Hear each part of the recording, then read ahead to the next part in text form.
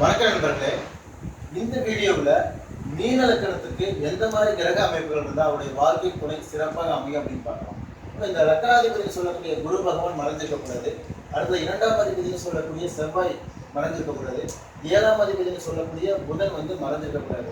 நான் அவங்களுடைய ஆட்சி வீடுகளை போட்டிருக்கேன். இந்த கிரகம் இந்த 3 கிரகம் மறையக்கூடாது அப்படிங்கிறதுக்காக ஒரு எடுத்துக்காட்டுக்காக இந்த போட்டிருக்கிறேன். இந்த மாதிரியே இருக்கணும்னு அவசியம் இல்லை. இந்த 3 கிரகங்களும் 3, 6, 8, 12ஆம் இடங்களில் போய் மறைஞ்சிருந்துச்சுன்னா அவர்களுக்கு வாழ்க்கை துணை தேர்ந்தெடுக்க தாமதமாகும். வாழ்க்கை துணை அமைஞ்சால் பிரச்சனையாக தான் இருக்கும். அப்போ இந்த கிரகங்கள் பலம் பெற்று இருக்க வேண்டும்.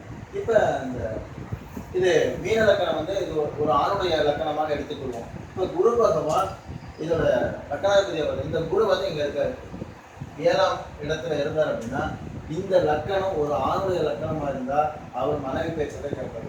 மனைவியா இருந்தா அவர் அந்த அந்த மனைவி தன்னுடைய பேச்சு தான் கேட்பாங்க. அதே மாதிரியே இந்த புதன் 7ஆம் அதிபதி புதன் இந்த லக்கணத்துல இருந்தாருன்னா இந்த லக்கணம் ஒரு ஆணுடைய லக்கணமா இருந்தா மனைவி கட்டுப்படுவாங்க. பெண்ணுடைய லக்கணமா இருந்தா ஒரு அந்த கணவர் இந்த மனைவிக்கே கட்டுப்படுவாங்க. நன்றி.